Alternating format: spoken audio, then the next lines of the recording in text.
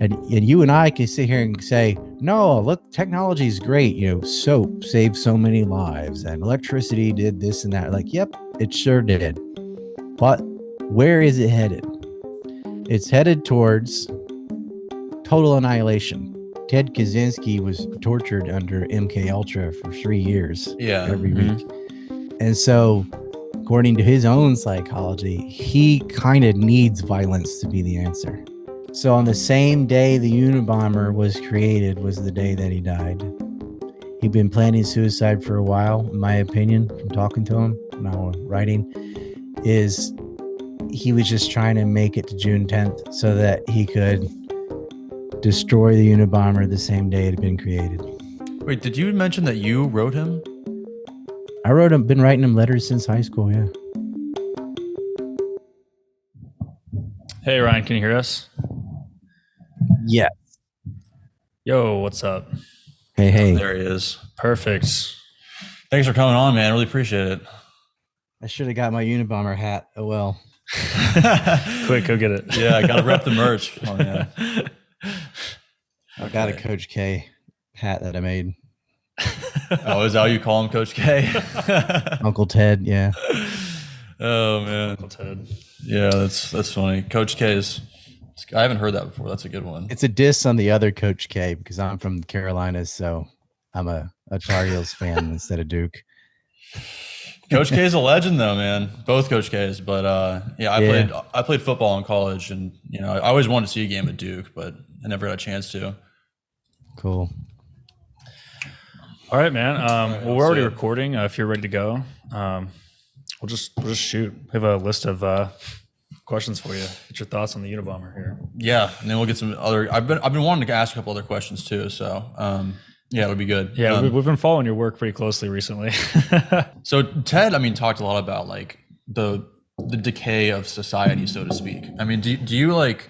First of all, let's just ask, why do you find such like a why do you find him so captivating? Obviously, you're selling merch on your website of him. Yep.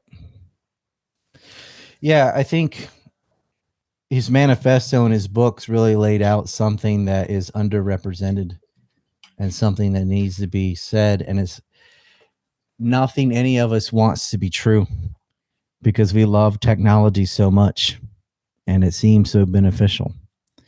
And he's not, and a lot of people I think misread him on this. He's not saying that technology is intrinsically evil, like the way we're using microphones and stuff right now. Right.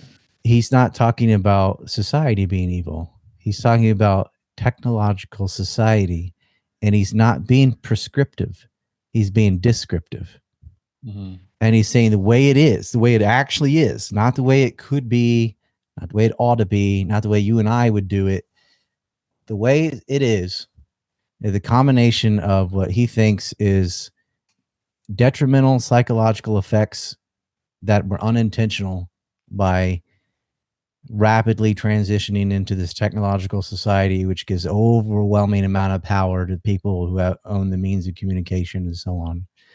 Removing people from the environment we primarily physically and psychologically involved in, which would force you to exercise a certain number of potentials, which he goes through with the power process and need for autonomy. He goes into that for a while, but I'll just put that aside for a second.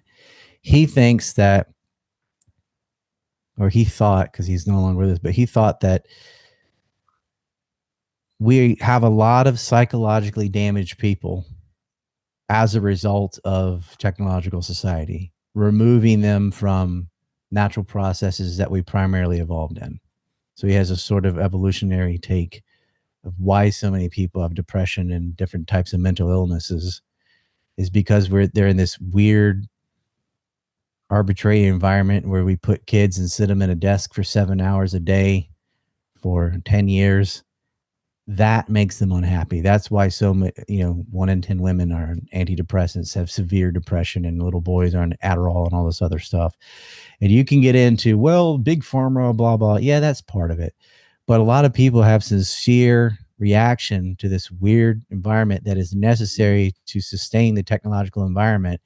you have to force young little boys and girls to study these things for years, for hours and hours a day, so that they can sustain this technological society. And it is making a lot of them unhappy and damaged.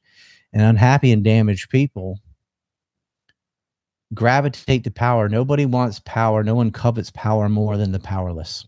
And no one abuses power more than the naturally unpowerful. They seek power through groups and so on. And so what he sees is if we keep going in this technological society the way we are, we're headed right off a cliff. And whether that's going to be some super virus they created like COVID-22 or whatever, or nuclear war or whatever, we're going to destroy ourselves. And you and I can sit here and say, no, look, technology is great. You know, soap saved so many lives and electricity did this and that. Like, yep, it sure did. But where is it headed? It's headed towards total annihilation. Whether we end up just destroying the environment beyond repair, or we just get a nuclear war with Russia or whatever, because the people that are in power, it's not you, it's not me. It's Joe Biden. It's Victoria Nuland. It's absolute fucking morons. And that they're going to push the button. They're going to do something that wipes us out. We have an island of trash in the ocean as big as Texas. That's bigger than Ukraine, just trash. Because even though you and I can sit here and say, well, technology gives us the means to feed everyone. It's like, yes, but we don't do that, do we? All these millions of people are in subsistence living or starving, even though we have the technological ability to save them all. That's not what's actually done with it, because you have to combine the technology with the politics. And the problem with politics is it's full of politicians. This side is so far gone because it's comprised of all these psychologically damaged people, which he thinks comes from the technological environment. And so if you get damaged people in high tech, what happens as a result? You're giving crazy people ungodly amounts of power where they can control you from birth. If you get out of line, they'll put you on psychotropic drugs. They will change your inner state to make you match the outer state. And he was writing this before Prozac. He was writing this. He was like, "This is, you think this is science fiction? This is coming." It came. A lot of young kids, little kids, man, 8 years old, 4 years old, they're putting them on Ritalin. They're putting them on Adderall, which is, baby methamphetamine. There's all these different antidepressants and stuff to force you to conform to an environment you naturally reject.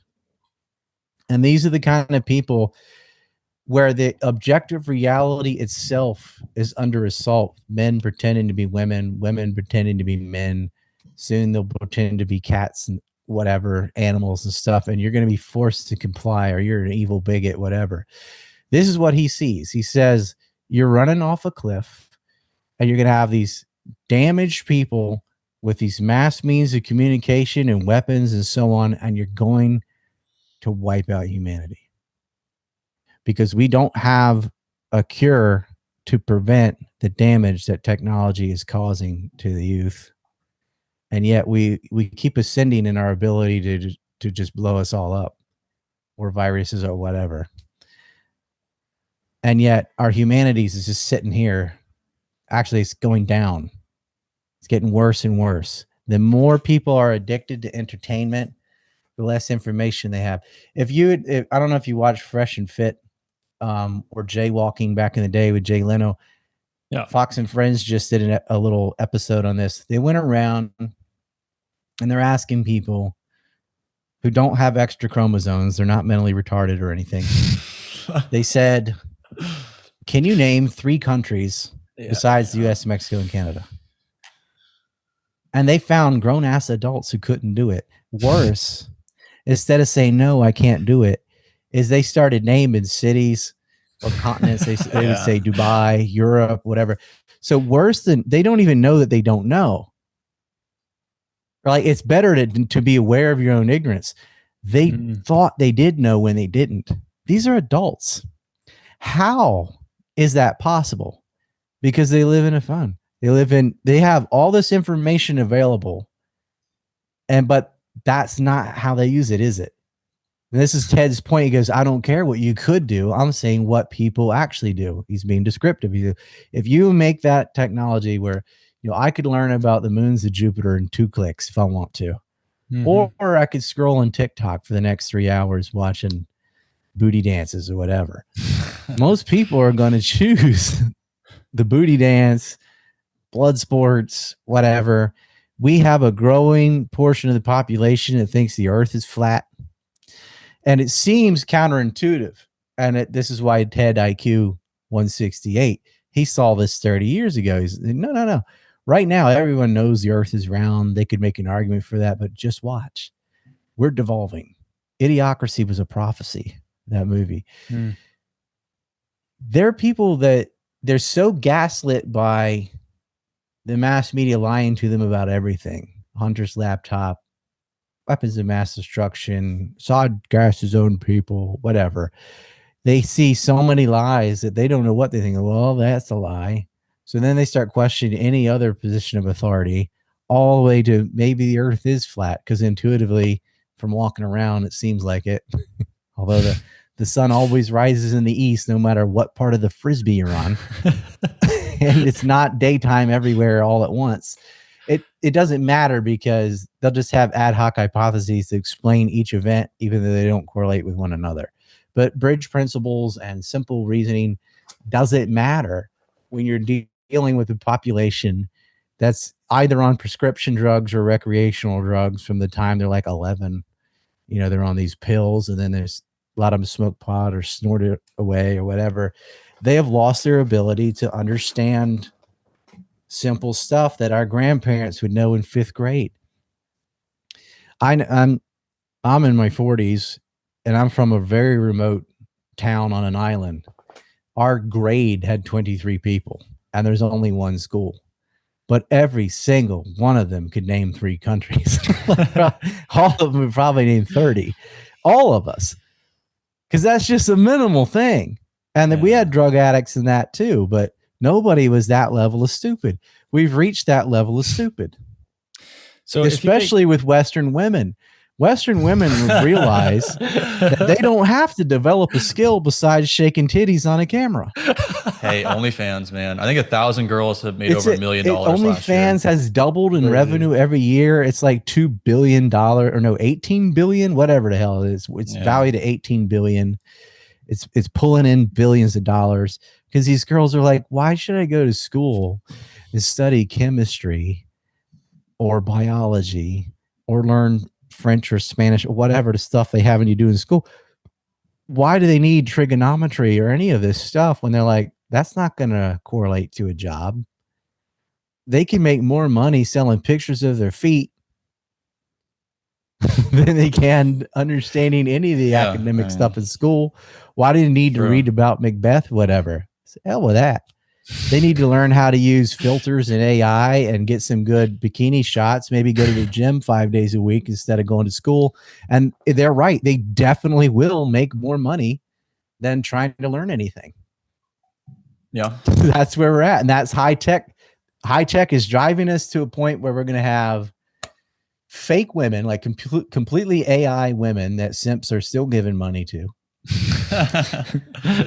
And just horrors and degeneracy, like it's really gone off a cliff. And it's hard to argue against a girl saying, well, why would I put all this effort in, just years and years of study to say become a nurse or something and get that salary when I can make that money right now as a teenager by pretending to be an NPC and going ice cream, num num, or whatever. That's all they got to do. Yeah, it's hard to like. We've had this debate several times. And, it's hard to argue against Uncle Ted when you see ice cream num num. Well, it's like he told you this was coming. This is your future. Well, it's hard to like. Okay, so let's say we have this argument, particularly about AI and how it's like because we're so. It's hard to like let's say a bunch of us decided to just not use this technology, or like we want to stop, want to go back, whatever it might be. It's almost impossible. I mean, now we're getting into whether or not it's inevitable, but it's almost impossible not to utilize that technology, because for the reasons you're saying, it's like, oh, I could either spend hundreds of thousands of dollars, go to school, get a degree, get a really nice job, et cetera, or I could do absolutely nothing and post my tits on Instagram and make hundreds of thousands of dollars a year. Or, it's whatever. Even the small business owner is like, I could either hire a graphic designer to do this work, or I could pay $0 and make AI do it for me. It's like, it's hard for that small business owner to Why should I sell t-shirts? Why do I have to pay an artist when I can pay $10 a month and get AI to do it for me? If that, maybe for free. And just pump that out. It's going to make a lot of jobs obsolete, a lot of skills. It's very hard to do a painting. It's very easy to go on a camera. Yeah. And so the painting's impressive and it's awesome. And it was the only way back in the day, the only way to capture a scene or something was to paint it. Well, but anyone can do that now. So Ted, we still have paintings. True. Yeah. Well, so like Ted believes, or he writes in his manifesto, that it's not inevitable, that it is possible to stop it. I think he outlines like via large mass revolution and rebellion. Do you agree, or do you think it's? I'm kind of his 5 points. You got to understand that Ted Kaczynski was tortured under MK Ultra for 3 years. Every week, and so according to his own psychology, he kind of needs violence to be the answer. Because if you look at it, where he was tortured in universities, 9 of his attacks are universities, including University of Michigan, where they really reamed on him. He sent a bomb inside of a book, and no one looked to see, hey, why that book? Something in that book. Our FBI and police suck. The FC, he said they were retarded. I mean, he did before he died. Compared to him, we're all retarded. But think of this: 168 IQ. No one else, almost. You're never going to meet someone like that. Dang.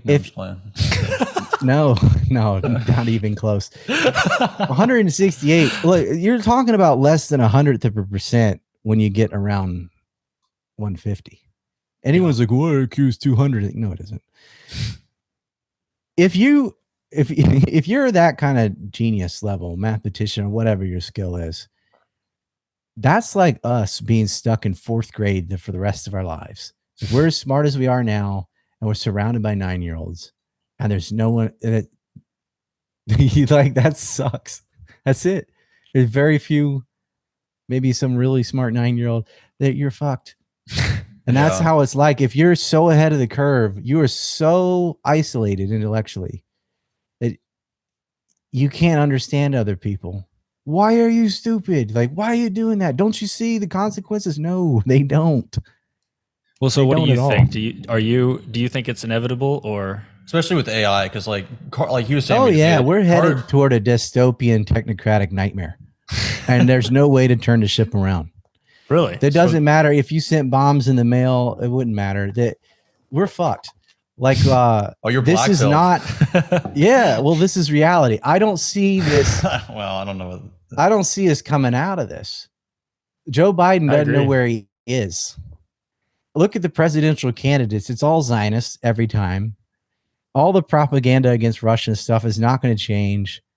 You are literally not allowed to disagree with state propaganda on YouTube or anywhere other than sort of Twitter, any of the major platforms. 90% of people are just completely lost when it comes to geopolitics.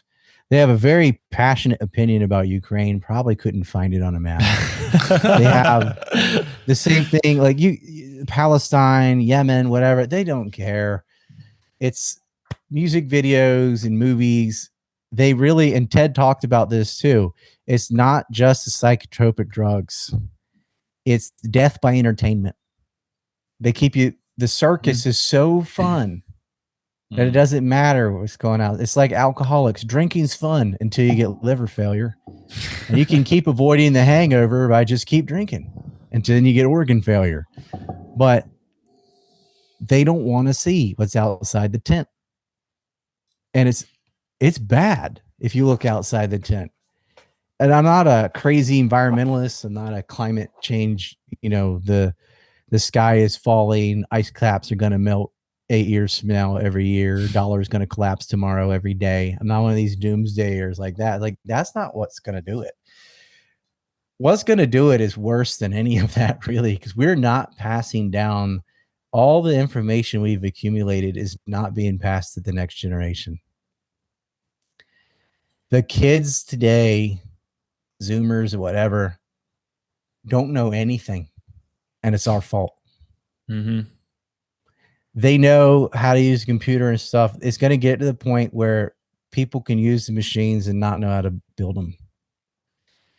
It's getting to the point where why doesn't the water work? It's just idiocracy. How come the plants won't grow bigger? we've been spraying them with Mountain Dew. Oh, people they don't know. I mean, they don't know the shape of the earth. Not all of us, but it is stratifying the way it was in the past. In the past, you had like a 2% literacy rate. Knowing how to read wasn't that useful back then. So most people didn't do it. Like, well, you got to at least be able to read the road signs and books. And so you need to learn how to read to function today. But back in the day with, masonry and subsistence living, a lot of time was spent just on farming and hunting and so on. What do you need to spend all this time learning how to read for? There wasn't a lot of books, there were no computers, or no newspapers. And what do you need? But some people realized how useful it could be. The whole thing got started because of inventory for trading on ships. It's how the alphabet gets developed with Phoenicians and so on. They start doing a little upside down A for ox. It's the ox head. So you could keep track of what you were buying and selling. Same reason we started writing numbers is because of commerce. Free markets led to things like numeration, the alphabet, which then led to reading, recording history, and so on. All came from market pressure. When you look at the market pressure today, because it's so messed up from the state, and the pressure is shake your ass on the screen. That's the shake your ass on the screen. I predict that we're going to reach the point where like 1 in 5 women in the United States engage in some form of prostitution, whether it's through a digital screen or name your price or something like that, where they just bang some old dude. We might once be a there week. already. I don't know. maybe it's secretly already that bad, but you're going to see, like, for girls, the allure of just how easy it is to make enormous amounts of wealth, monetizing your vagina without any kind of social shame is too great. Okay. So, I mean, Ted saw this before anybody else. Well, he was one of the first, right? Prophet Ted. And I guess he had some vision of the future where he saw a bunch of teenage OnlyFans and feet pics. And then he was like, I need to go to UPS, but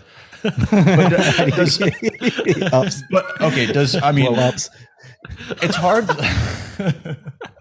He wasn't the first to see it at all. He's just the first to get anyone to pay attention to it because he killed people.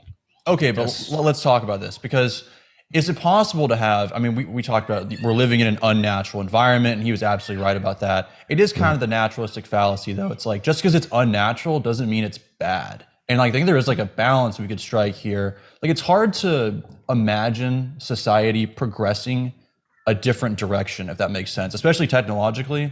But I think like, I don't know. I mean, like, I'm not as black-pilled as you are. Like, I think we definitely could alter technology in a way, or maybe like put some kind of regulations. I'm not like a Catholic theocrat. We absolutely could, but we won't. Yeah, I was about to get into that, because you said politicians are people and have President Ron Paul, and like, yeah, sure, we're not going to do it. There's too many stupid people. Yeah, well, and those people are like very much controlled, right? I mean, like, those are just surrogates for people, for interests behind them. But I don't know. I mean, like Tesla's a good example. Like, Nikola Tesla wanted to like run current through the sky, and like, who knows like how technology would have progressed if we did something like that. It's hard to like imagine like a different future, but I really wonder how much our technology has been shaped like we both know that the intelligence community infiltrated Silicon Valley like from its inception almost. So it's almost like they're driving it in a certain direction for power and control. Do you see that that's the case, or do you see it as more of a free Ted market? Was saying.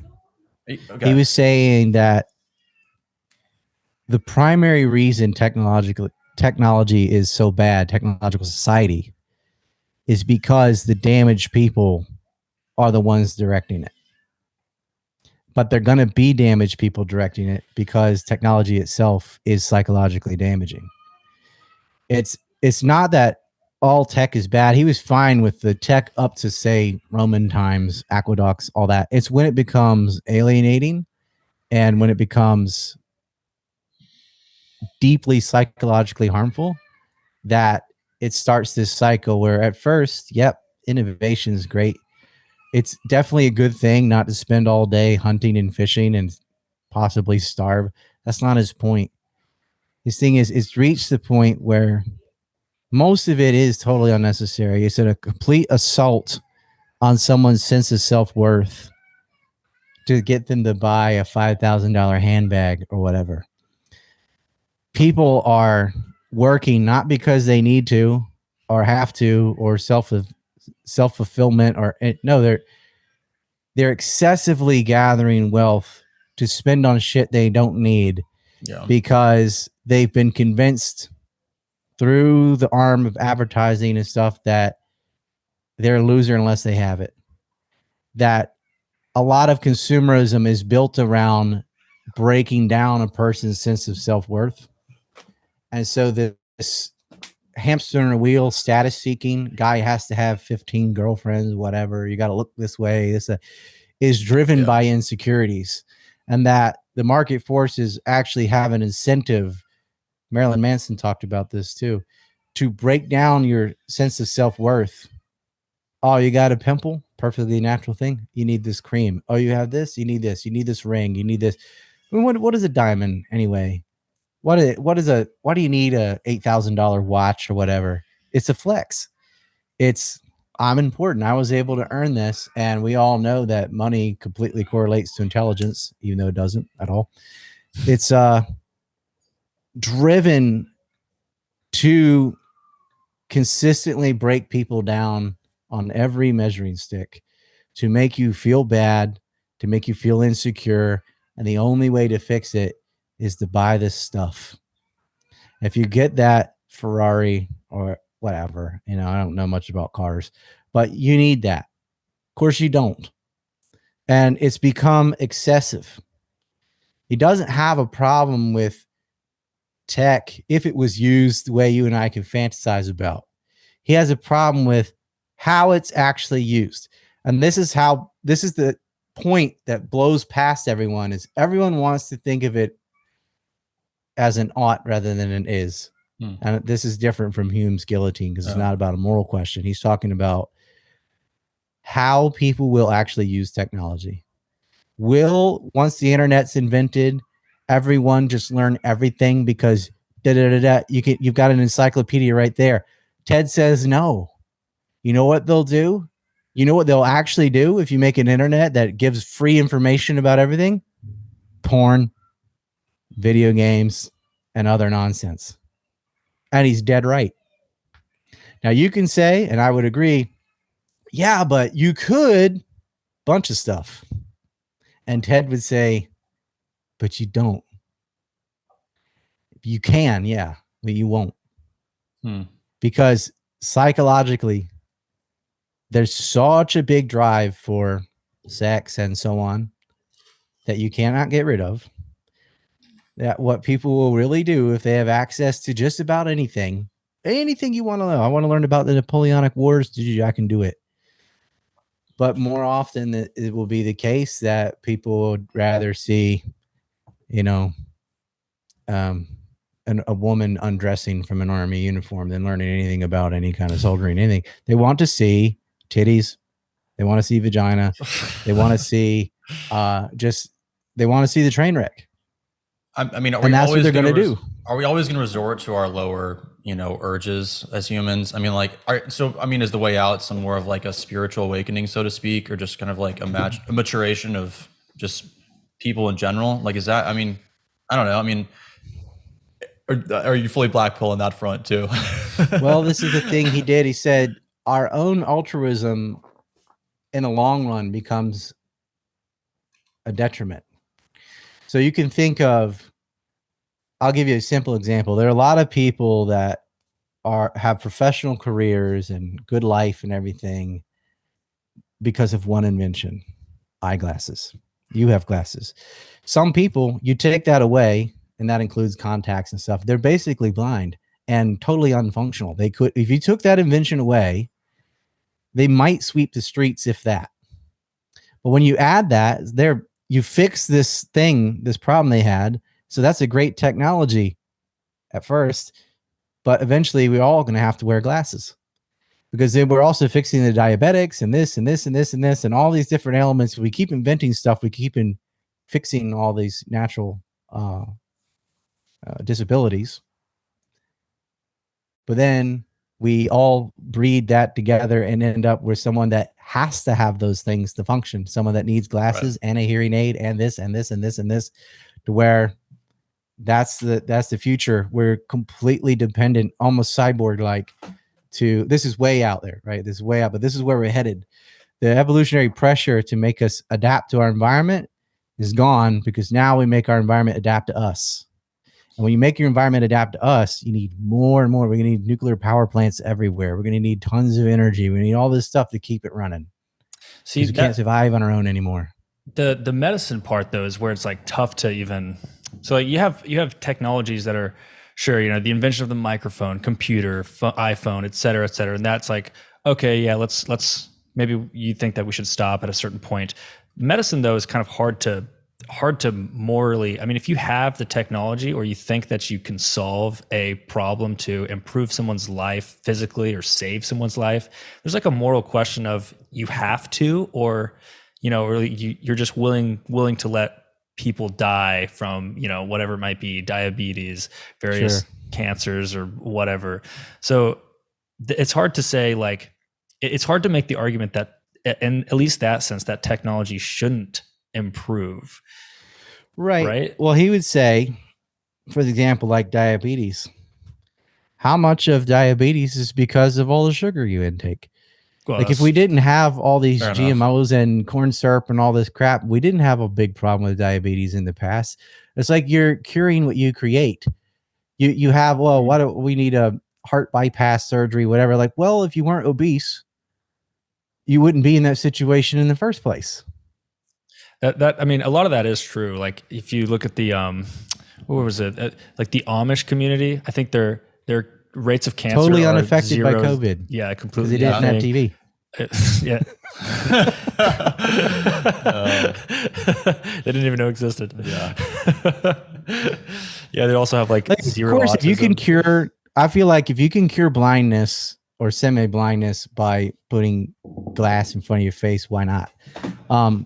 It's just, he's saying, look, you can't look at it as one thing. You have to look at all of it at once. If you start curing all the little things, we start breeding in weakness. And it's fine as long as we can keep the tech going, right? As long as you can keep fixing each thing, but you're going to end up with more. The blindness is going to get worse and worse, because you're going to need it to the point where the glasses won't work, because it's just going to be gone. All these things won't stay where they are as we keep breeding together like this. We will get physically more and more decrepit. Testosterone levels are going to continue to go down. And you can argue, well, that's microplastics. It doesn't matter why or which. It does matter why, but it doesn't matter how much is that, how much is because of that. Yeah, that's where we're going. Right off a cliff. All right. You're super black pilled. I mean, like, is it? I'm not, it's gonna happen after I'm dead. Doesn't matter to me. Well, I have to agree. It is inevitable. You think it's after we die, though? I don't know. I mean, it's maybe. You know, and I have children, and I don't want them to have to live in the filth. But come on, look at American cities. No, that's what I'm saying. Homeless people everywhere, shitting outside. Do we have the ability technologically? It's not because they don't have enough houses, but no, they get the money and spend it on drugs. No. Fentanyl. See, all this crap increases together. Designer drugs that didn't exist in the past. Like, yeah, you got your antidepressants and stuff. You also got your benzos and your fentanyl and your tailored drugs and your crack, your meth. I don't even know the names of some of the new ones. All right. No, but okay. You get free range gingers just running around, not even kept in a cave. That's the first signal, right? Wasn't that in the apocalypse or something? It's in Revelation. Red horse. I know. They talk about red horse. You want to demonize the book, but plagues and pestilence. It's playing out now. But I mean, wait, are you guys gingers? I'm red green colorblind, so I don't know what I think. This guy is. I got a ginger beard, so not my hair. Half a soul. Okay. Yeah. There's hope for me. We'll see. God's gonna go. You know, there's a cure for gingers. What is it? Is it death? Love. That's why they live so long. No one loves them. There is a cure. It's called chemo. Oh, wow. That's crazy. These are the people that Ted didn't want to breed, the gingers. Yeah. Well, okay. He had a ginger girlfriend for 2 weeks. Maybe that's what happened to him. Oh, yeah, you're right. Yeah. Yeah. He was like, MK Ultra's a breeze after that roller coaster ride. God, yeah. Yeah, he did have a girl for a little bit, and then he wanted to go trans. Remember that? He was like, oh, well, shit, this is crazy. Like, I want to, and went to see a psychiatrist, and then like left in the waiting room, was like, I want to kill that person. Even though they didn't do anything. He was having, he didn't want to go trans. He was having nightmares about it. Yeah. About becoming a woman. It's okay. So this is I have like 45 letters from Ted. I used to write. I've been writing from really? 90s to now. He did not. That's a different. We can get into that, but a lot of stuff they say about him is crap, and they really misinterpreted his manifesto because people like trite answers, and we're so used to this being like development versus environment. You've got the hippie, back to earth, nature dude, whatever. And so you just are against technology because you're like a dumb hippie. That is absolutely not his argument. He has no problem with technology. It's just got to the point where society is so interwoven with tech and so dependent on it that we are damaging ourselves through this, all the stuff I've just been explaining, through this whole process. And that's why he writes about the power process and surrogate activities. And he does he gives his 5 principles and he goes through, is there a chance of reform? Maybe. Personally, he thinks, no, we're either going to destroy ourselves or we have to recognize it and end it now.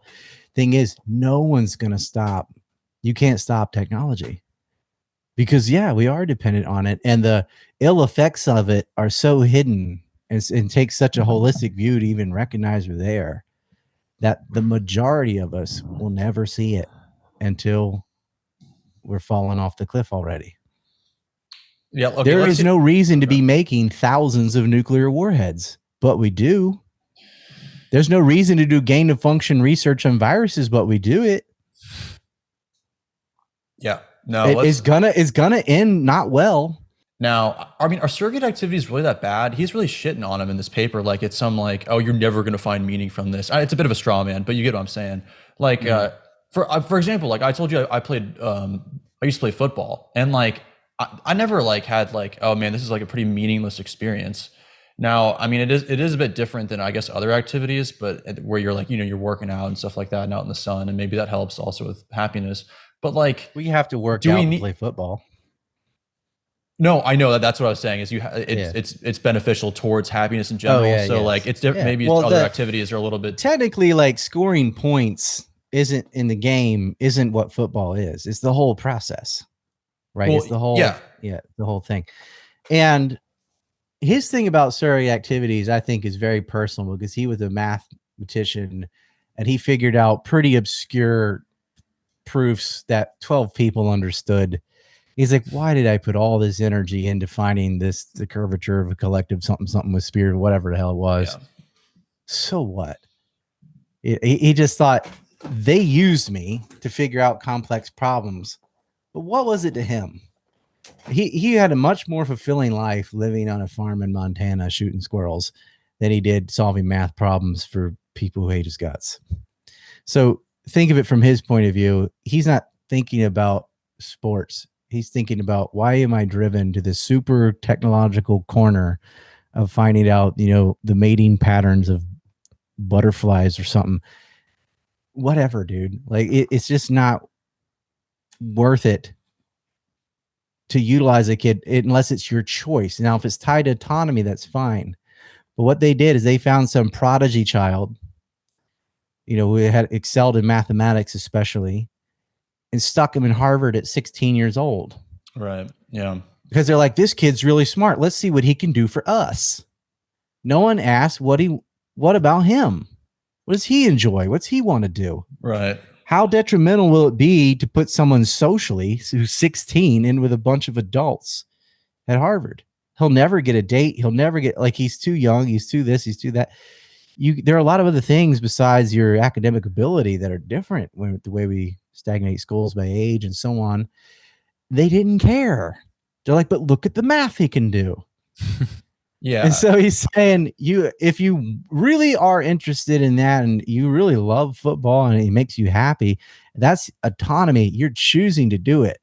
But it's not like, oh, we found this guy who's ambidextrous. Well, he's got to play sports because he's right and left-handed. Maybe he doesn't want to. It needs to be his choice. Well, to be fair, I mean, Ted wasn't writing from like first personal anecdotal experience. I mean, he's writing his manifesto as, a manifesto for all people. And he talks about surrogate activities. I'd argue you never get out of your personal experience. Okay, but that was actually you can my try question. not to, but yeah. Hold on, let me just like lay it out in the way of it.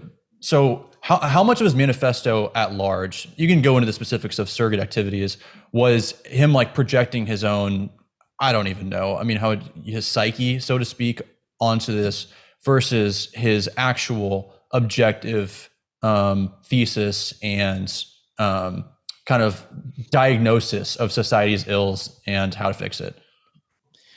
Well, he even says in his manifesto that this is going to be a crass outline because he gets it. I don't know if you've read his other books, but no, his surrogate activities things is saying, kind of like Freud's sublimation, here's a healthier way to deal with this illness so that it doesn't make you become a straight up leftist or what we might call like Karen culture, woke, or whatever.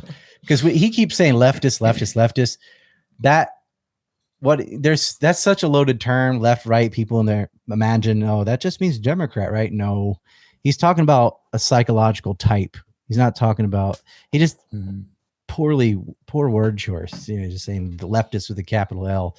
I think woke is a great word for it now. I mean, it's like the word we have for it today, Karen culture, wokeness, fits better. If you replace leftist with woke asshole or something, you can see, oh yeah, that's definitely a psychological type. They're completely driven by, seeing racism everywhere, even though it's not there and so on.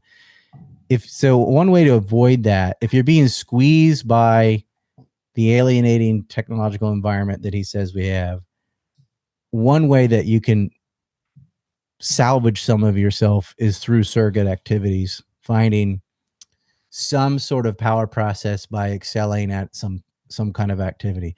Because it's Krishnamurti's view about actualizing potential. Bruce Lee talked about that as well.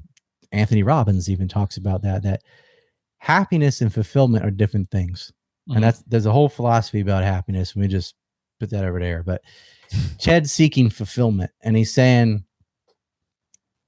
to find psychological gratification in the environment that we don't get to choose. One way out for some people who are not over socialized and don't fit the leftist description he already outlined before he gets into this is through these surrogate activities where you can become Larry Bird or whatever, or you can become the best something. And that gives them a sense of achievement. They're goal orientated because he talks about goal and attainment and autonomy as a key to healthy psychology, that it cannot be impossible and it cannot be just given to you. And the value in something, I made this analogy. I actually wrote this when I was 17, which is why somebody told me to read the manifesto. It had just come out like within days. I was like, I don't know. There's something I call the neutral point, but if you play a game of chess versus some supercomputer that just kicks your ass every time, it's not fun. if you play some little kid and you kick his ass, that's not fun either. But if you play someone around your own level, whether you win or not, it's enjoyable. So your goal has to have a reasonable percentage of, you know, the outcome you want. Can't be too impossible, can't be too easy. Everyone understands that it can't be too impossible. You'll just get learned helplessness, da da da. Not many people look at the too easy aspect. Not many people see that although physically it's beneficial to just go to the store and get a sandwich, psychologically it isn't, because the processes involved in the past of growing bread, hunting meat, and so on were beneficial to you psychologically because you had to actualize so many different potentials. You had to have a certain level of social skill, certain level of creativity, certain level of physical prowess, anticipation, patience if you're fishing, that are healthy, that's goal attainment. It's a lot more fun to catch a fish, fry it, and eat it than it is to buy one. It's not fun at all to go to the store and buy a fish. It's just kind of nothing. It's like, okay, I have it and I eat it, whatever. It's not even that great to eat something when you're not hungry. It's just I'm eating because it's lunchtime. When you're hungry and you eat, it's so satisfying. When you had to do things to obtain some kind of goal, that's fulfilling. And he's not saying, well, therefore the answer is everybody should go out and hunt their food. That's the mistake. He's just giving an example. Like, we primarily evolved in a system where something like getting your food forced you to go through all these processes where you actualize potentials mentally, physically, socially. Now, because we don't have to hunt for our food and stuff, you need some surrogate activity to replace the natural activity we used to have with something else.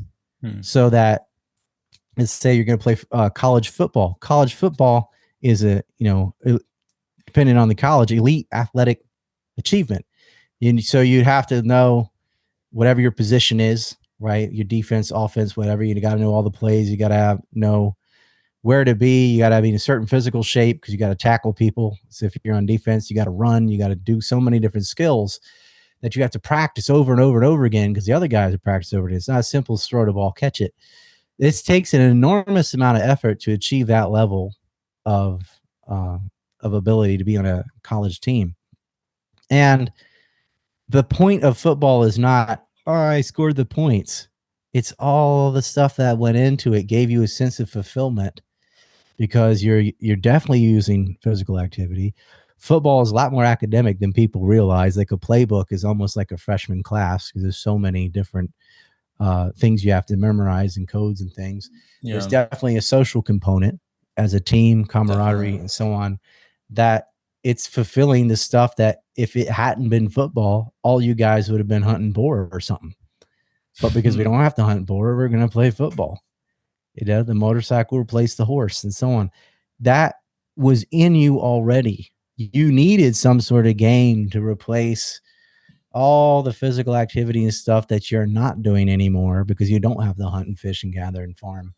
Farming's hard, you know, but you can, especially to scale. Yeah. It does.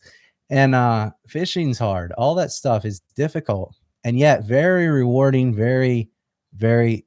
You don't see a lot of depressed people who have a kind of job where they're hunting rabbits or something. You know, there's a gameskeeper who just shoots rabbits all day. It's fun. It's cat and mouse.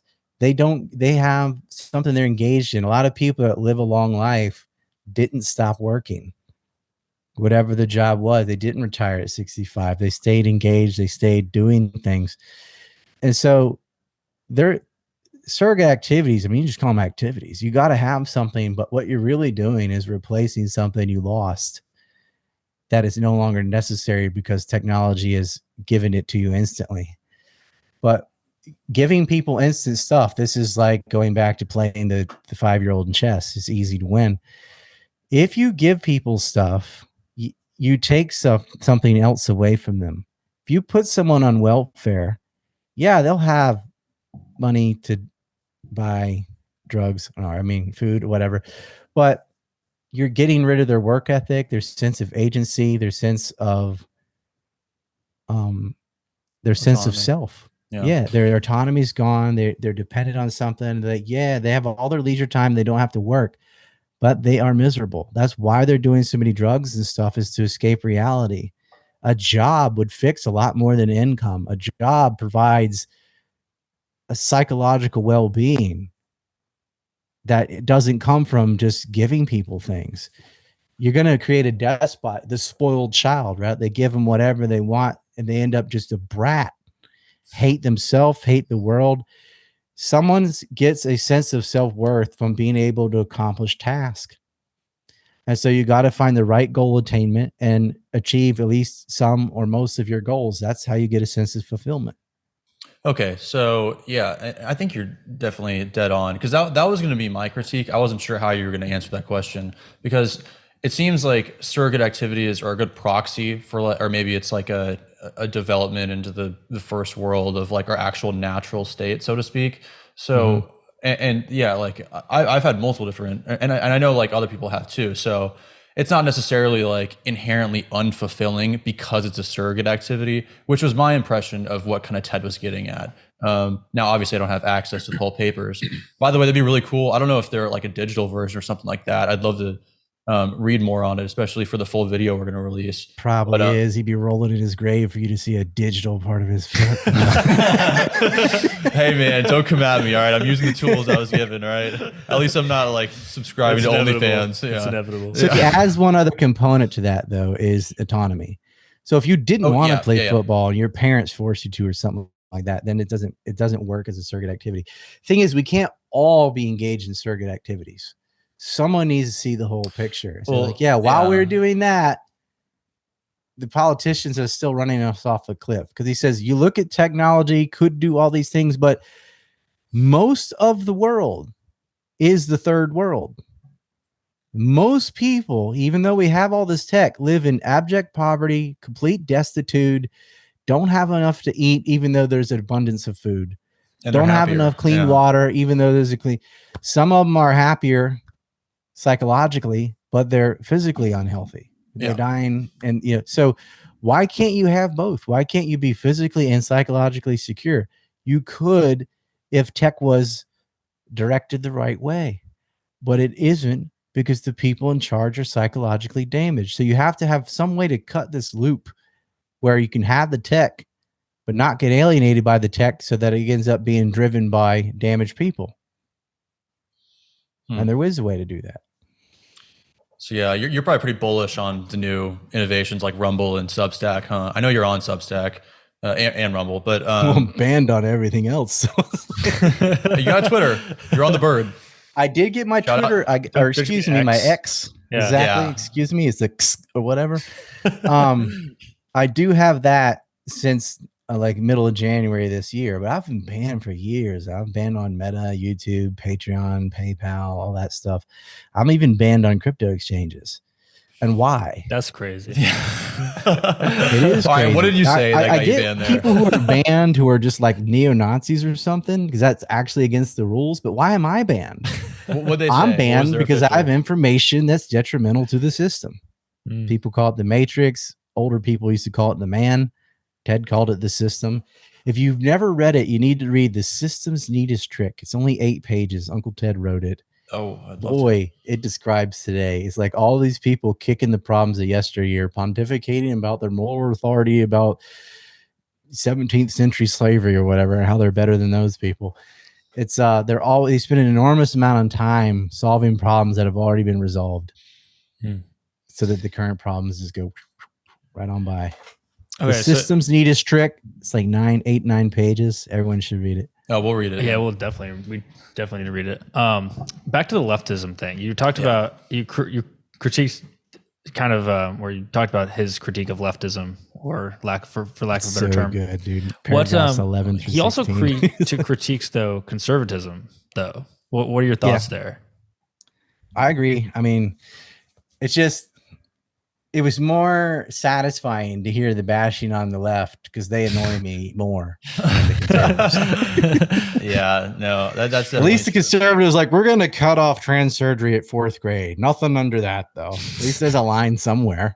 Not much of a line. Arbitrary line. They're just speed bumps for the liberals anyway. No sex ed until 9 years old. Okay, well, cut it off when you're 18. Kindergarten. Yeah, right. Yeah.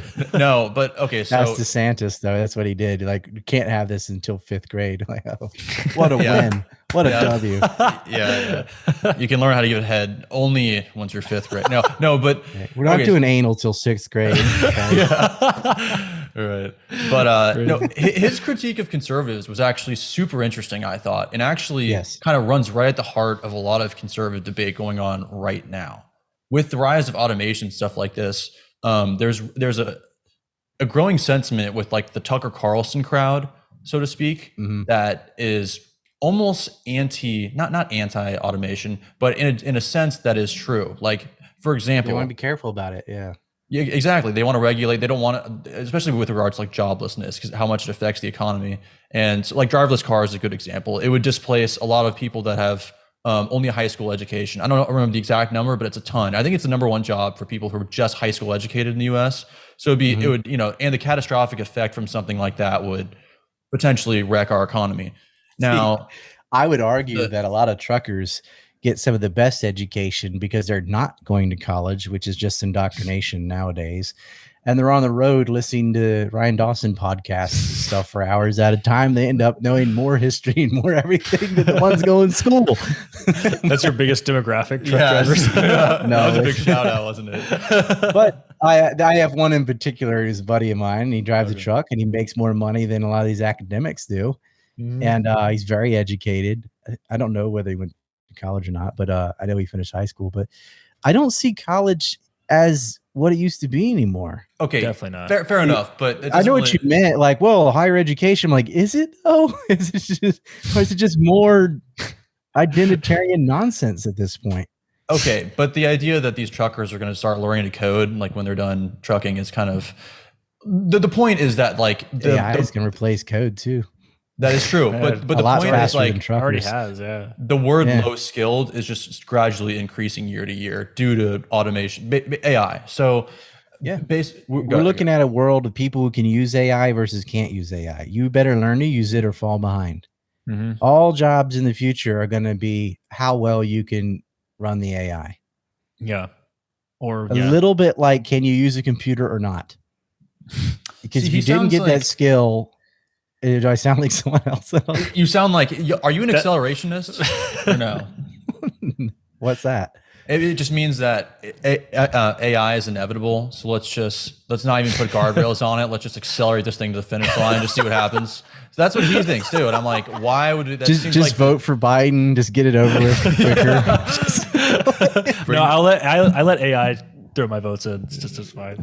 AI tells me to vote. I hate it. I hate AI. I think the ability, like, you could grab someone's wife's face and stick it on a porn star. The humiliation of teenagers and stuff. You would deep fake anybody, fake any voice, fake any video.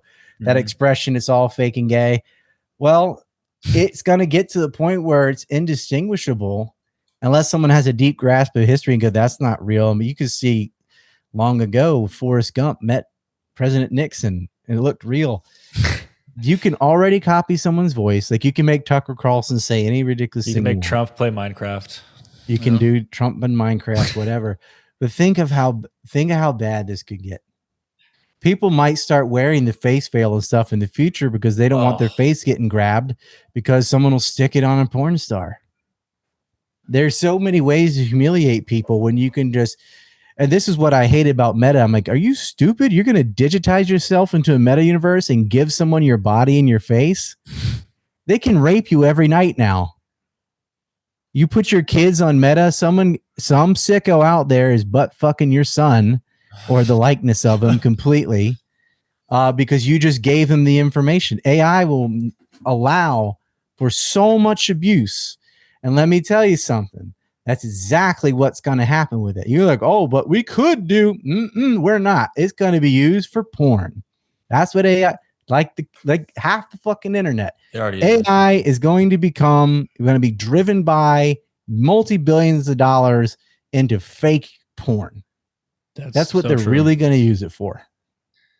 Okay, so I mean, yeah, the future's looking pretty grim from this angle. But Black so, like, killing everybody. I mean, I'm right there. With I you, got a black hole question. That's for why you. you're like a few bombs in the mail. I don't know, man. Maybe this is the We peak gotta edit that. sophistry That to one- justify now that can't bombing go on people in the mail. Yeah, that's not even making it on Rumble. That's the cutting room floor right there. That's Okay. No, I'm just playing it. You can say whatever, man. But Joke. maybe Twitter. yeah, it's a joke, guys. Yeah, Don't ban me, Elon. yeah. Don't You being or a serial yes. killer is definitely a bad thing. But I see if you get someone who's tortured, socially isolated, physically isolated in a cabin and all this, betrayed by everyone over and over again. But he's got that kind of IQ and he sees this bigger picture and he thinks, I need people to listen. And why could you just publish that online? If you'd waited a couple years, would have had Windows 95, you could have put everything out. But then I'm thinking, why did I read it? Because I was curious why someone wanted to bomb people. Like he was willing to blow people up in order to get people to read it. So that's why I read it.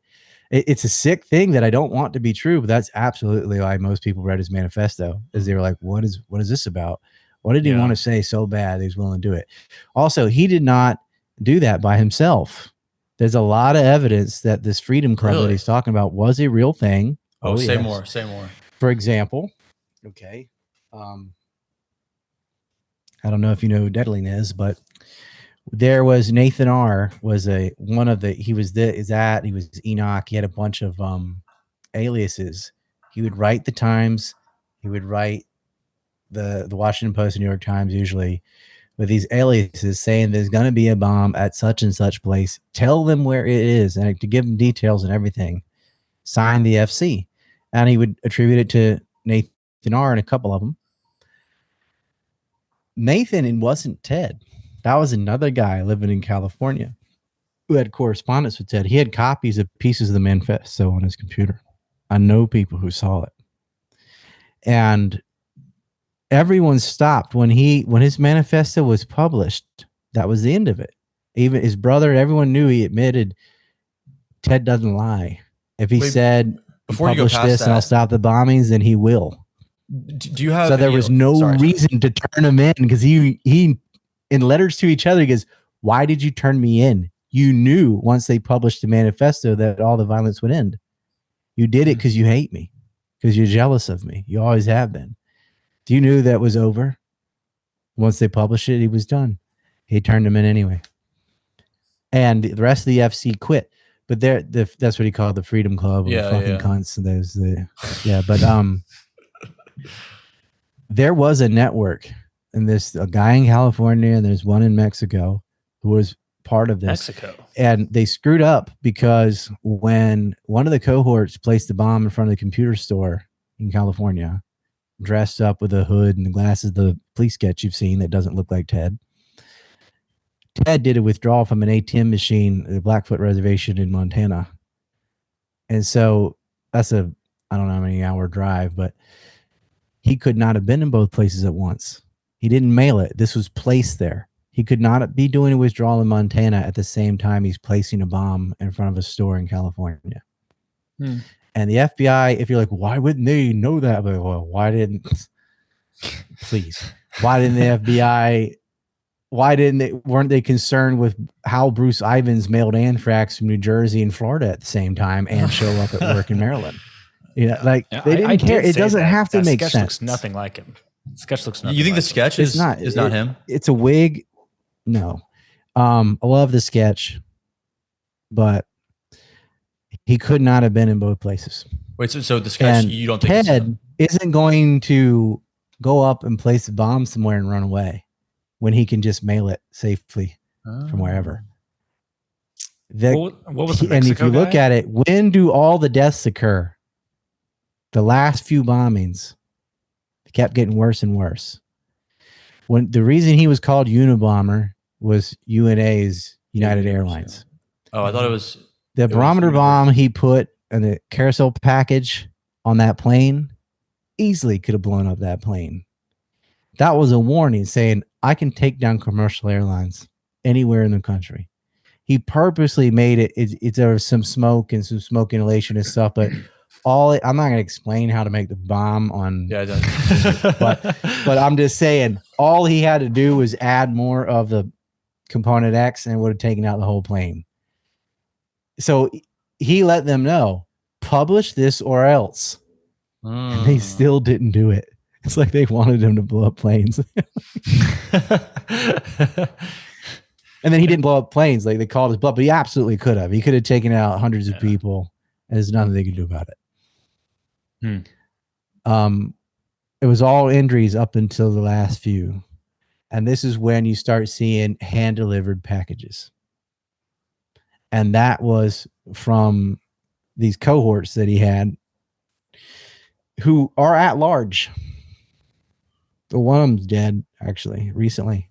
Died the same year as Ted. Died this year. Another one is still in Mexico. Can we get names? It was a pin pal with Ted while he was in jail, and they still can't figure this out. Well, you figured it out. What's his name? Can we know? Or Figured out a lot of stuff that they don't figure out. Yeah, I know. I figured out Jeffrey Epstein and 9/11.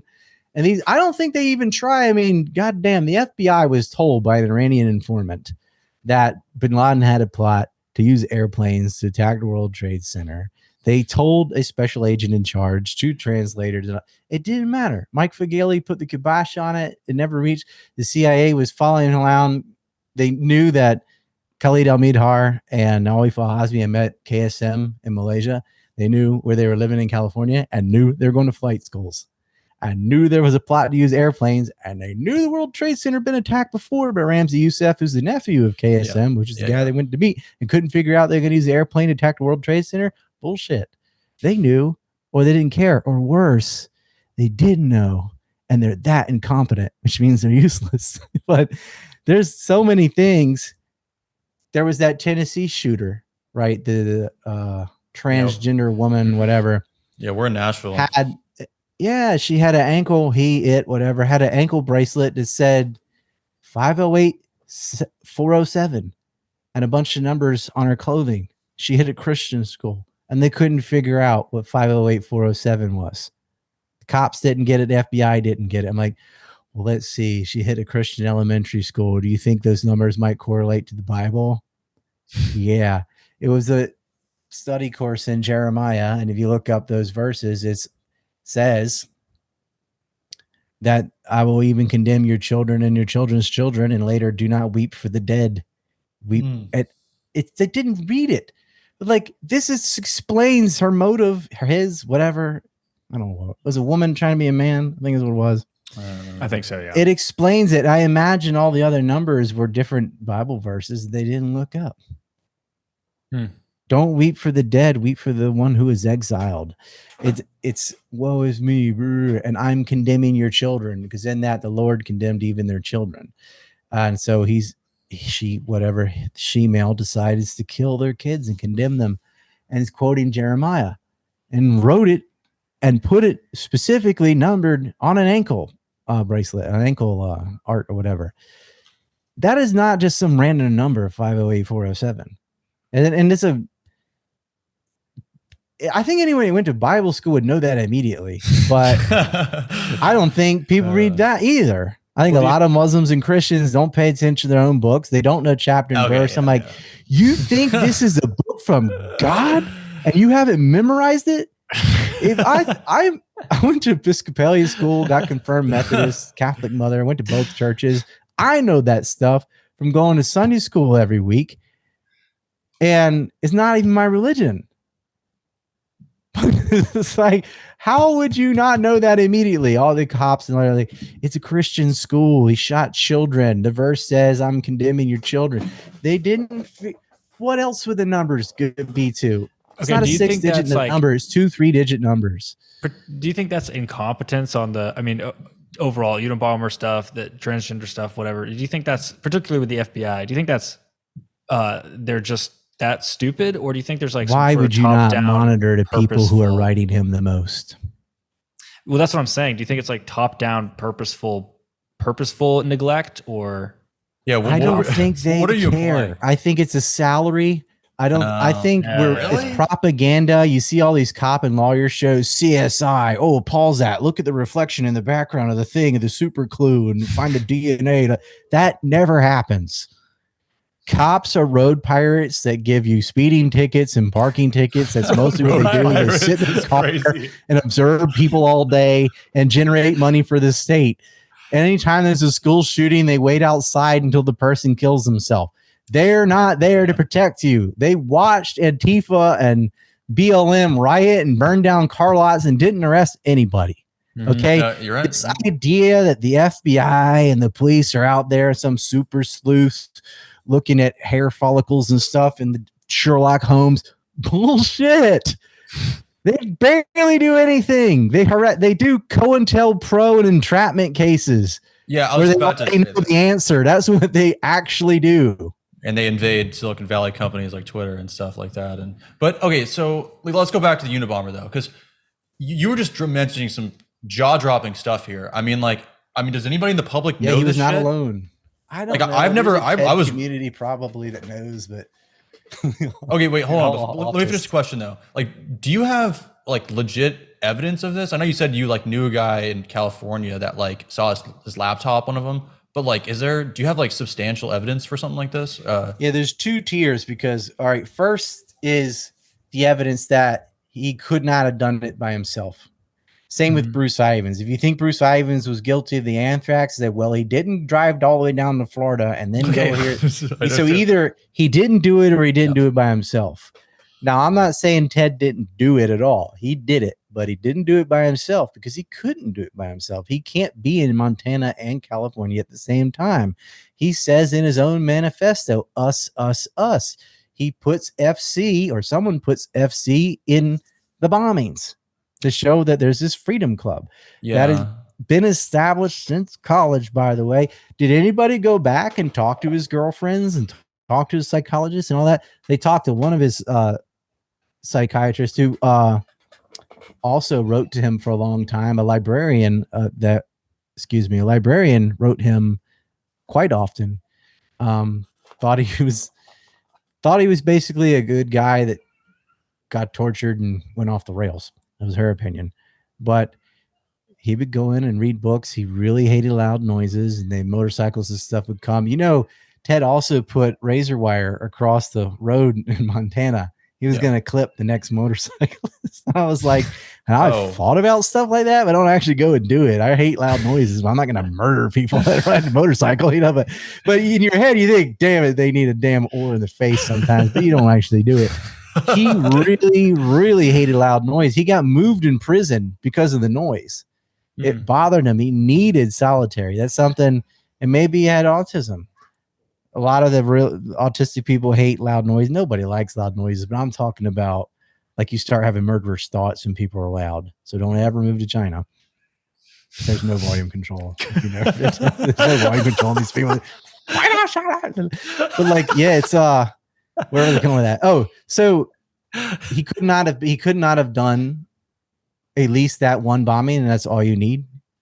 And if you're not going to say that, you're going to say, well, someone else did the ATM withdrawal for him.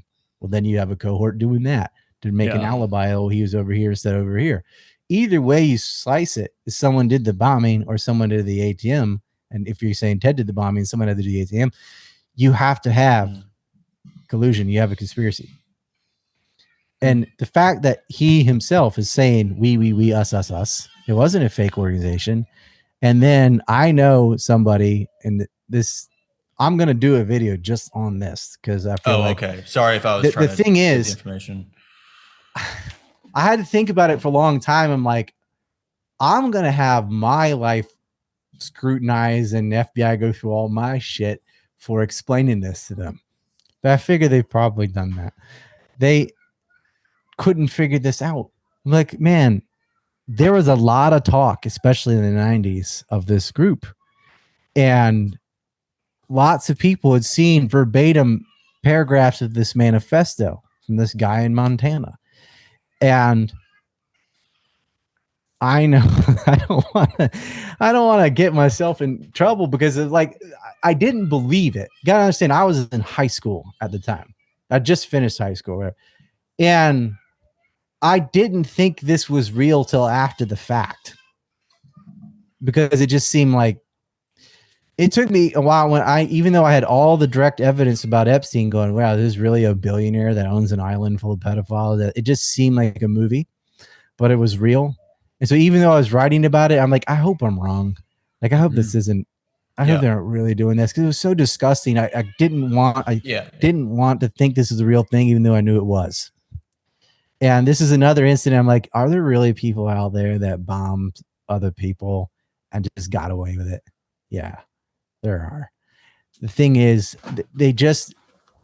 one of them seems to have been a liaison in the CIA. Oh, no. Which makes you realize, did they know where Ted was the whole time?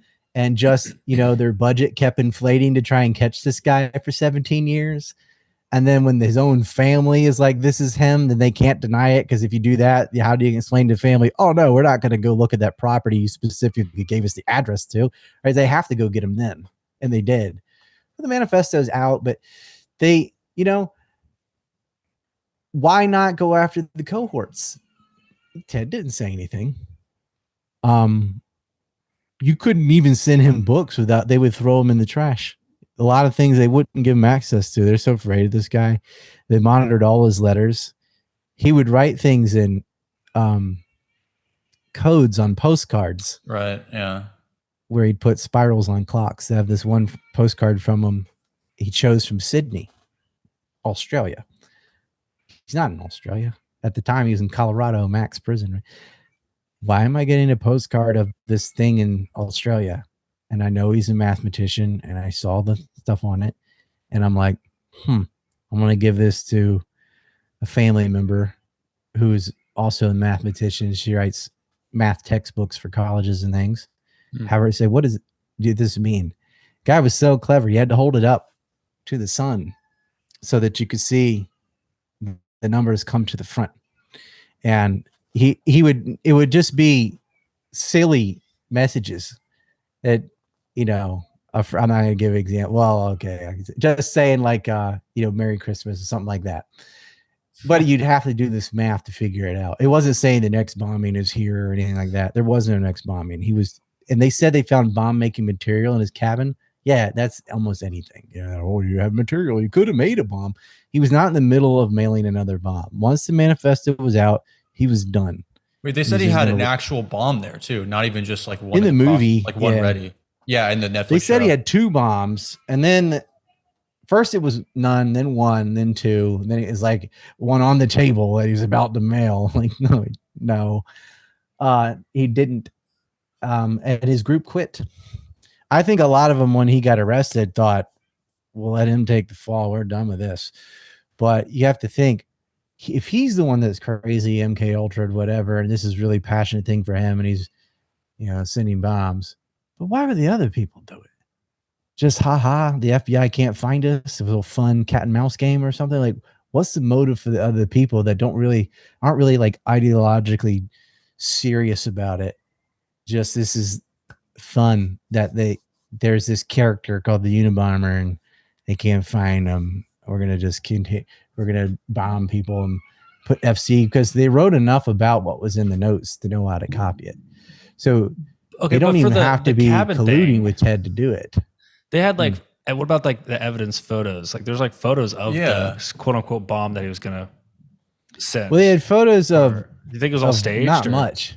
They had photos of bomb making materials and stuff. It's like, oh, you had a soldering gun, or you had nitrates or whatever. There's all kinds of stuff that also you would need if you're living in a cabin on your own. Like, so they did not photograph. These are the same people. Think about this. Remember that black kid with the suitcase? All it was like a clock that he'd taken apart and put the wires like that. It was nothing. They gave this guy like a full scholarship and all this money and stuff, like he was some inventor, and it was just a suitcase with a normal clock that he'd taken apart and put the wires up. That was all it was. These people are dumb, and they see a box of anything like it's a bomb because that sells newspapers. I'm this cynical. No, I mean, they did not catch him in the middle of making a bomb. Right after he sends the manifesto, Ted knows that his family knows that it's his. He just assumed his brother wouldn't turn him in. But he's not going to be in the middle of building a bomb in the middle of that. And he's even arguing with them, and his brother is admitting it. Yes, I know. I know you wouldn't do that. He's like, you love me, but you hate me. You need to read the correspondence between David and Ted. Because he's 7 years younger. His older brother is just like super genius. He is bitterly jealous of him. And his mother told him one thing, David, don't ever betray your brother. Right, yeah. Everyone else has, and that motherfucker did. Okay, do you think that when Ted was going to trial, he didn't plead, he wanted to make sure not to plead insanity because it would discredit his work, which I believe that they forced him to. Oh, okay. But that's what I was going to ask is, he wanted the death penalty. He didn't want to live forever in jail. No way. He thought that living in jail would be a worse punishment. He'd rather have been, yep, I did it. I'm perfectly sane. Because his manifesto was out. He's ready to die. The thought of having to live in a noisy prison full of retards until his 80s was too much. And again, if you read his letters to his family and stuff, he was saying, you know, this is a punishment worse than death. You knew I'd rather die.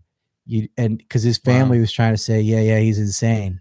Because I'm not insane. I mean, that's the question. But he thinks that they think that he's not crazy. He wanted to die. So he did not want an insanity. And he fires his lawyers. He represented himself. Yeah, right. But they're like, yeah, you're competent. You're fine. And they still threw him in jail forever. Well, wait, I thought he wasn't able to actually fire his lawyers. Or like he tried to fire them, right? No, he did fire him, but then he couldn't reverse the whatever you call it in court. Right. But that fact he was already insane, so to speak, in legal terms. But I hate to be that like Twitter reply guy that's like source, but I mean, I'm just wondering like, because if we include it into the like the longer like kind of mini doc, I don't know if you've like seen our work, but like we basically like turn it into like a little mini doc. Like, is there do you have like I can go find you that? Okay, yeah, that'd be great. Yeah. That was easy. Here's what I do. This guy is just a researcher that he knows. I'm not making this up. If you read letters to David, go just look. You guys can find this easy. Just look up Ted Kaczynski, Dave Kaczynski. No, it's not. That one's not buried in there. If you look up the correspondence between the two, there's a lot of letters, but they're worth reading anyway, especially if you're making a documentary. Oh, yeah, he's saying you knew the bombings would stop after they published a manifesto. Why'd you do this? And you knew that I need autonomy and solitude and quiet more than anything. You know that more than anyone. Putting me in a noisy prison where I don't have freedom, I don't have the outside, will destroy me worse than death. I'm paraphrasing, but because it would be sick if I did it word for word. So do you think that's essentially what he says? He did not want to have life in prison. So in fact, he killed himself on June 10th. He killed himself? You know what else happened on June 10th? Oh, I didn't know he killed himself. I knew he died. Damn. It was suicide in his 80s. But June 10th is the day they created the Unabomber name. Oh. Really? So on the same day the Unabomber was created was the day that he died. He'd been planning suicide for a while, in my opinion, from talking to him when I was writing, is he was just trying to make it to June 10th so that he could destroy the Unabomber the same day it had been created. And he had a thing with numbers, not in a numerology sense, just as in being a math weirdo or whatever, but he thought people would pick that up. Oh, he killed himself on June 10th. Is this a significant day? Oh, that's the day they created the Unabomber. I picked that up. You guys now know it. Not one person wrote that. Wait, did you mention that you wrote him? I wrote him, been writing him letters since high school. Yeah. Wow. And he's been writing back? Yeah. I got mail from the Unabomber. Oh, so this is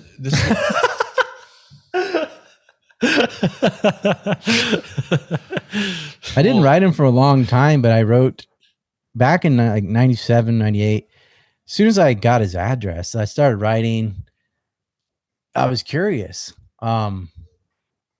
is there really an FC? Are there others out there? That's the one thing I wanted to know. Okay, so that's what I was wondering when you said you got all these letters. I didn't realize you guys were in communication. Well, he didn't just write some random kid for that. No, I wrote to him first. I thought like you discovered somebody who had letters and then like that you uncovered them or something. I didn't realize you guys were like writing each other. That's crazy. Oh, and I also discovered people that knew him. Oh, I went on a really big, this is what I do. I'll get obsessed with some topic and go full autism on it. And I mean that in the 4chan sense of the word, not actually autistic, but I was like, all right, who knew him growing up? Who were his teachers? Who were his lovers? Who was his, everybody from the librarian to the groundskeeper, anybody that talked to Ted, I wanted to know. He had a flashlight bomb he had invented, a proximity bomb. When you pick it up, it would blow up your hand. He didn't use it, but it's just another thing he did. I was wondering he doesn't fit the MO of a lot of serial killers. So why did he do this? Drove me to want to figure it out. And I think his work, it's a shame for anybody to murder anybody or injure anybody. But you shouldn't dismiss the work that he did just because of that. A lot of people have flaws. If I don't know, some communist said the sky is blue, the sky is still blue, right? Even though they're retarded. If they have that disease called communism. Somebody can be smart and do dumb things. Yeah. A lot of people like Martin Luther King if you look at the totality, was a great person. He also committed adultery and a bit of plagiarism, but he did way more good than he did bad. Thomas Jefferson owned people. He also ended the transatlantic slave trade and did so many good things. And overall, he's a great guy. Socrates was probably a pedophile. Einstein was in love with his cousin. Like, you can be great in science and suck in some other area. And Ted was a brilliant mathematician. He saw social evils and the problems with technology very clearly. And he was also a fan of UPS. Yeah. He just added blow to the beginning. Blow ups. He's a good, interesting guy about like the genius and the madness were like co-traveling in his brain in a really like interesting, intertwined way. And it's hard to like, I know he talked earlier about like how intertwined it was between his personal psychology and his actual like philosophy in the papers. But, and yeah, you're definitely right. That's my opinion. No, that's just, I think you're right there too. But well, it definitely is true. I mean, he even says that there's his own personal psychology affected it. But yeah, and everyone's got, mixtures of things that are good and bad, except for Lincoln, who's just all bad. But yes, he wore a top hat to hide his horns. Yeah, the devil's incarnate. Someone blew his hat off in 1863. No. He was on a horse. Someone shot the hat off his head. It was that close to getting him back then. Crazy. We'll have to do maybe another time. We'll have to talk just straight Lincoln. We've been thinking about doing a video on it. It'd be pretty cool. But anyway, God, I totally lost my train. Most people are great. A lot of great people are not.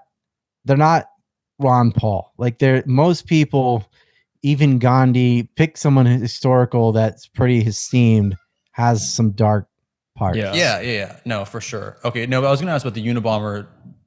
So you have a lot of inside knowledge on the Unabomber, and you don't have to disclose, obviously, all your information if you're going to make a video or a documentary later. But do you have any other kind of? I didn't say any of the inside stuff, though. I'm just going all the stuff you could find on your own.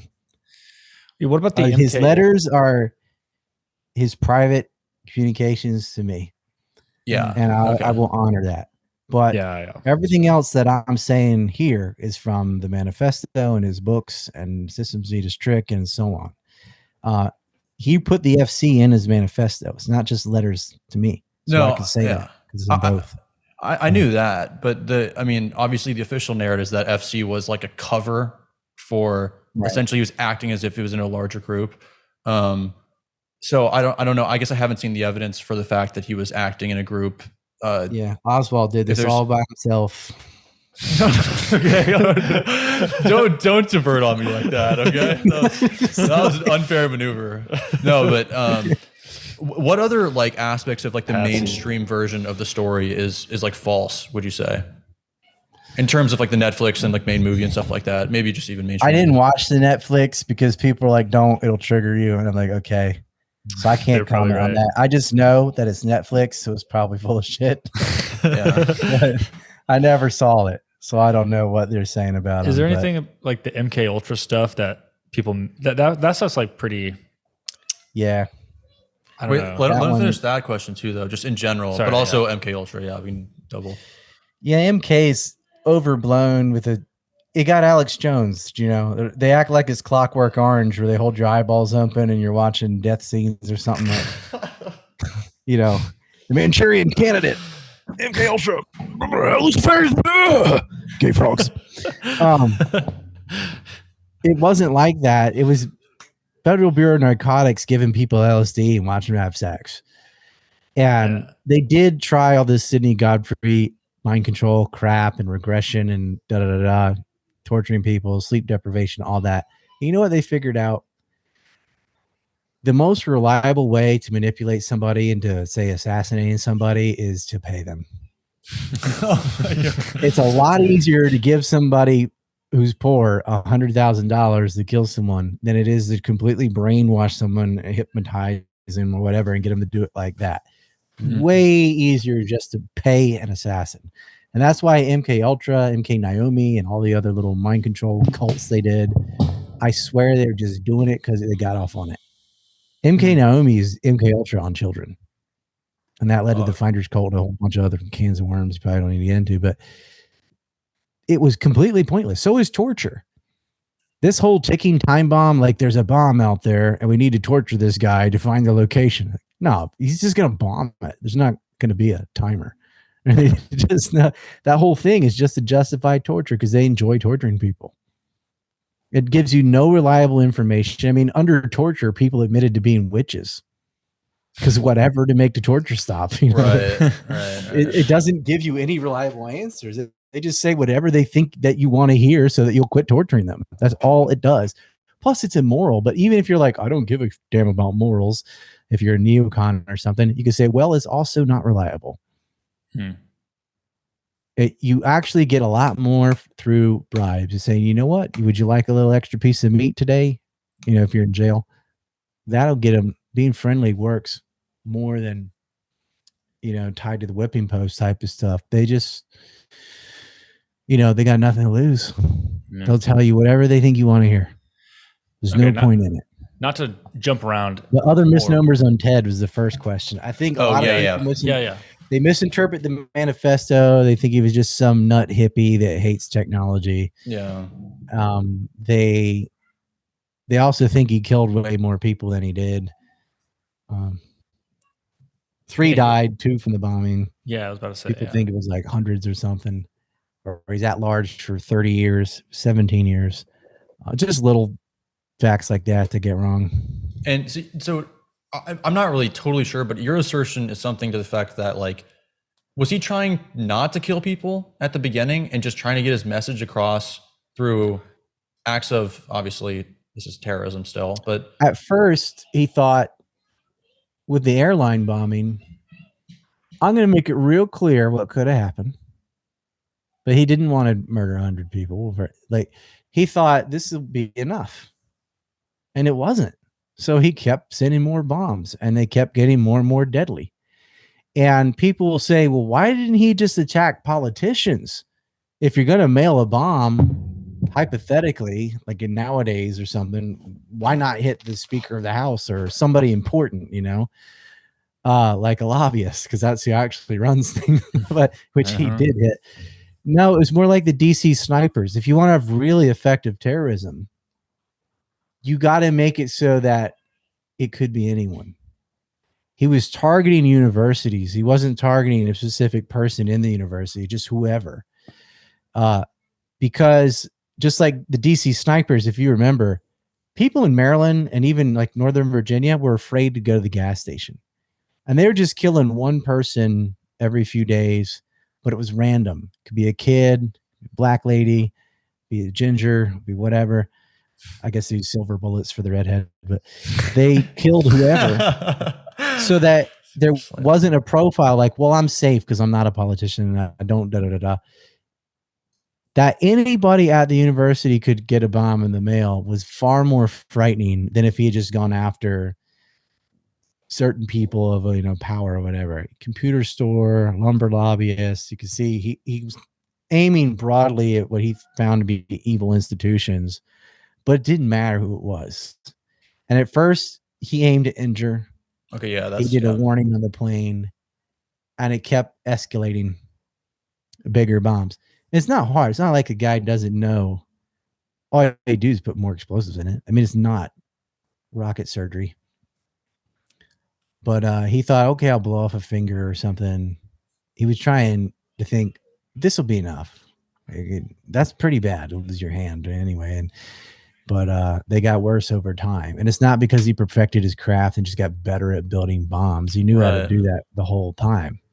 He just thought, well, they're not listening to me. I've had to kill people, regrettably. And he did regret it. He had to kill people to get his message out.